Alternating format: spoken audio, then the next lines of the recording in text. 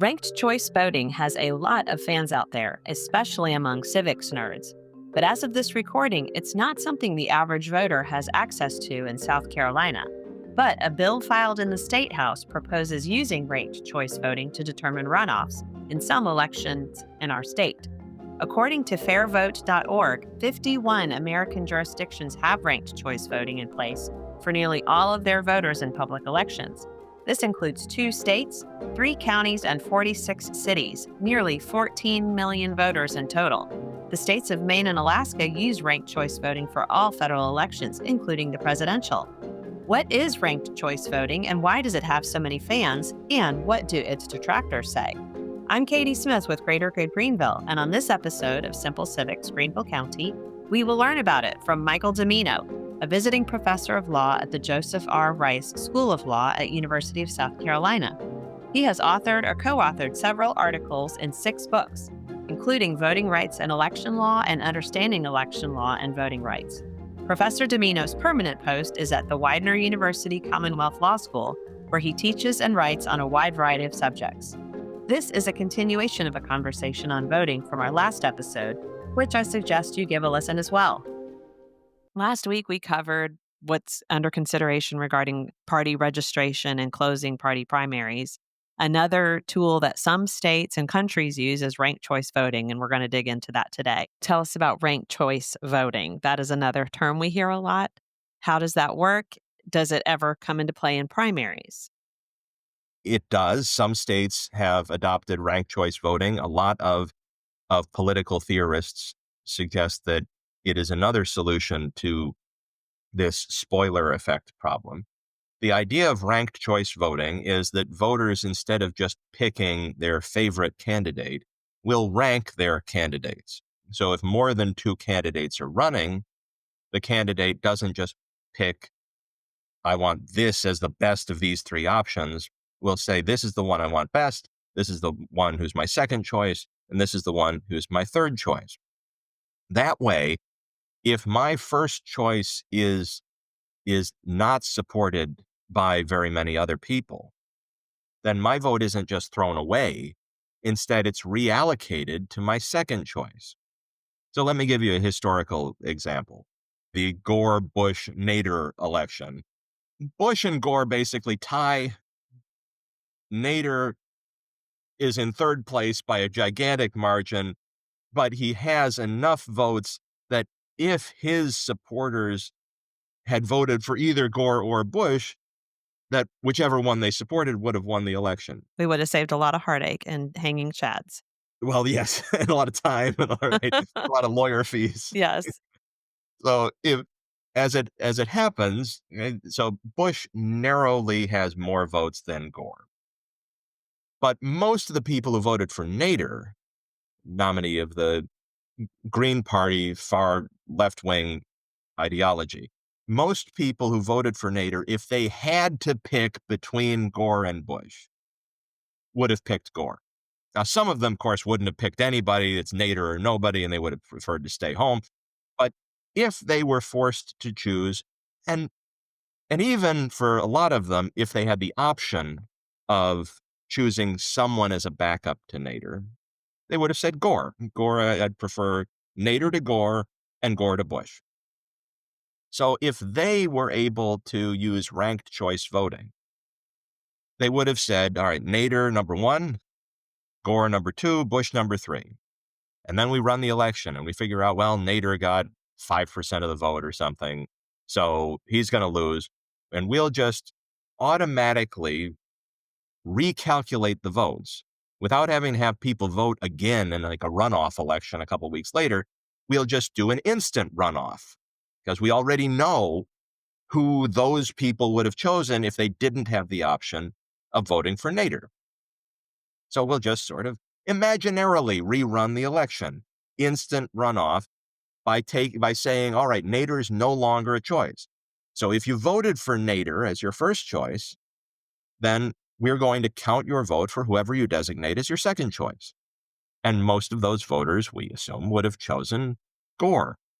And so the instant runoff, the vote tally that would have mattered, would be all of Bush's number one choice votes and all of the Nader number one and Bush number two votes against all of the Gore number one votes plus the Nader number one, Gore number two votes. And everybody seems to think that if that's the way that Florida ran the election in 2000, that Gore would have ended up with more votes that counted than Bush did and would have won the presidency because of it.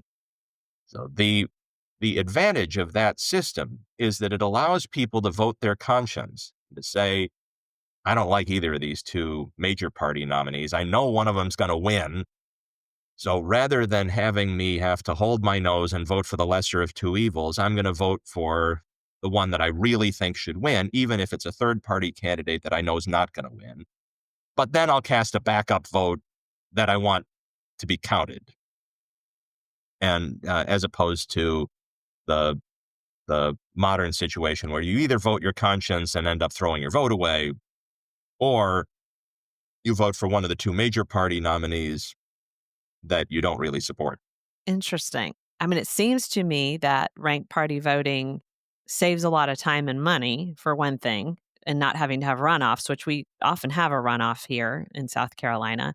And it also seems like it really lets me present my preference, whatever that may be. What does the opposition say? What are the opponents to ranked choice voting? Well, the alternatives. So one response to your remark that it saves time is that, well, it saves time if the alternative is running a runoff election, saying you got to come back to the polling place, we got to pay for more ballots, we got to pay for more poll workers, we got to do this whole thing in person again. But you don't have to do that. Most states just say whoever gets the most votes in the election wins, even if it's less than a majority.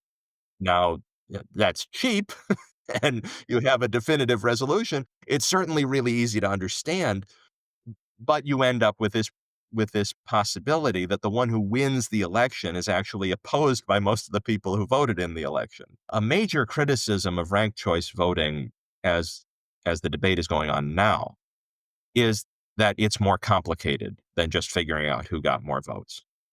And even though most people are perfectly capable of understanding ranked choice voting, it's not calculus.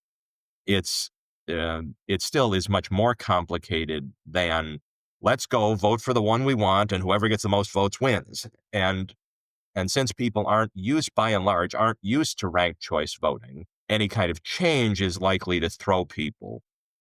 The poll workers, of course, are largely volunteers, not very much trained.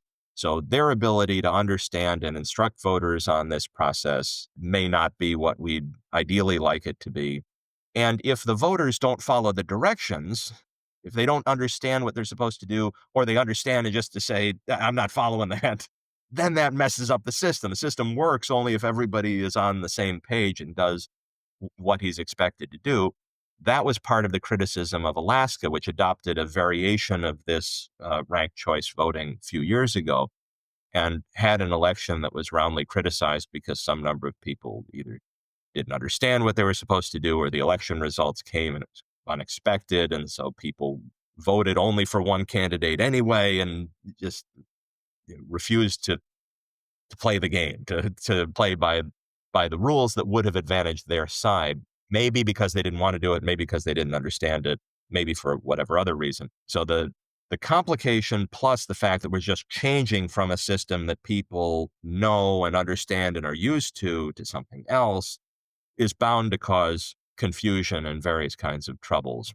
And in addition to that, of course, there's the thought that ranked choice voting will help certain kinds of ideological candidates and will hurt others. And so certain people object to the use of any kind of voting mechanism that they suspect would disadvantage the kind of candidates or positions that they prefer. If you are in a state that is more progressive versus more conservative, whatever it tends to be is what is still advantaged in that situation? Or does it always advantage progressives or something like that? No, it doesn't. It doesn't do that as a matter of theory. If you just run this over and over, it doesn't have a particular ideological effect. left or right. What it does, it tends to make it more likely that the one who is chosen will be preferred by a majority of the voters in the jurisdiction. That seems like a good thing. Well, yeah, it's certainly people have advocated for it in that way. It makes some sense to me. You have this system that encourages the selection to be closer to the middle because the one who's going to win is going to be the one who's going to compile first choice votes and second choice votes if you have a multi-candidate race. So in a race between, say, a liberal Democrat, a moderate Democrat, and a Republican, if you just run that race in a plurality winner kind of way, maybe the Republican's going to win because the Democrats will split their votes and the Republican will end up with more. On the other hand, if you run a ranked choice voting system and the ideology of the state is kind of middle of the road, well, you're going to eliminate the far left Democrat first, and then you're going to end up with a competitive race between the moderate Democrat and the Republican.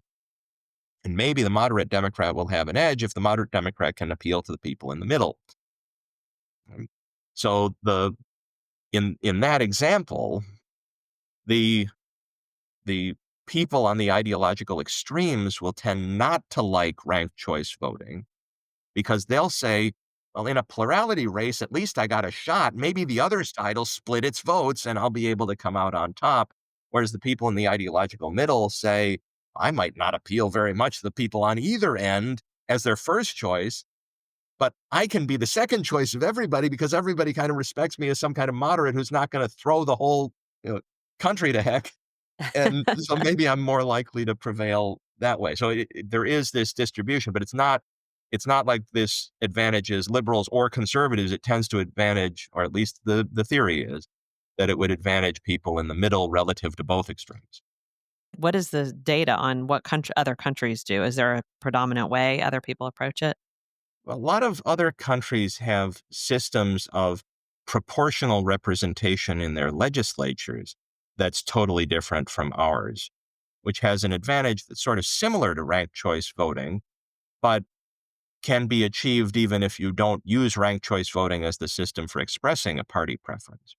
So what those other countries do is instead of having a system that's largely a two-party system like ours, where you know the winner of almost all elections is going to be either a Republican or a Democrat, other countries allow you to vote for the party that you prefer rather than for an individual candidate for office.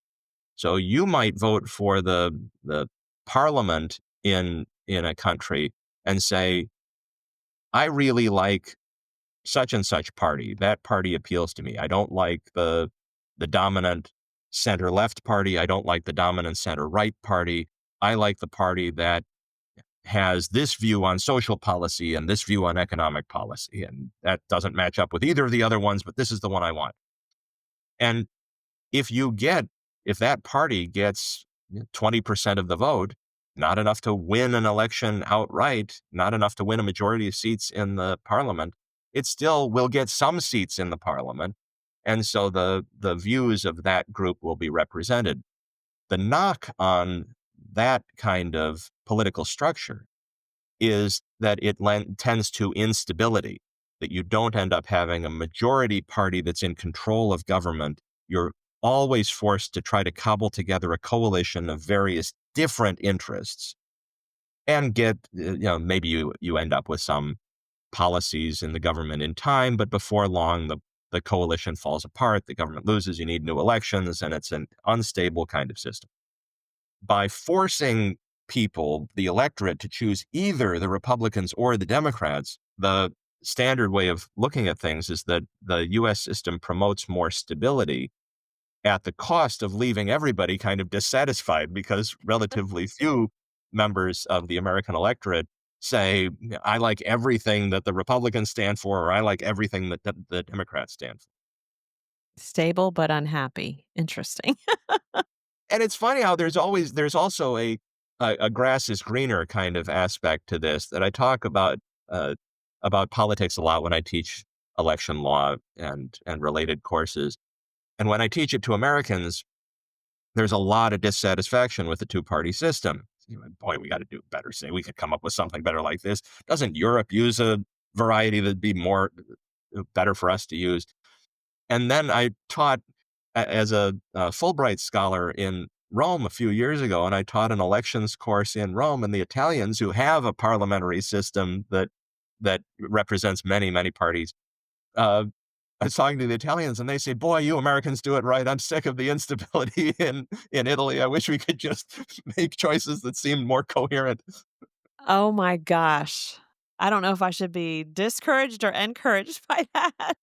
Well, the lesson is that that you're going to be looking for a mirage if you're saying, "I want to pick the best system. I want to pick the system that does the best job." There's always some trade-off. You're always picking the system that gives you some advantages, some weaknesses, and you just have to figure out, well, which combination of those do I and does my society prefer or is willing to live with? That's great. Well, you sure have taught me a lot about primaries and ranked choice voting, and it'll be so helpful for us to consider as we think about the bills before our legislature, which would affect the way we vote in South Carolina. Thanks so much for joining us. Hi, Simple Civics Greenville County listeners, Nathaniel here. If you've made it this far, then we think you'll really love our newsletter. Sign up for bonus content, updates, and more right in your inbox. Look for the link in the description that says newsletter to sign up, or visit us at simplecivicsgreenvillecounty.org. Find the link in the menu that says newsletter and sign up there. We'll see you again next week.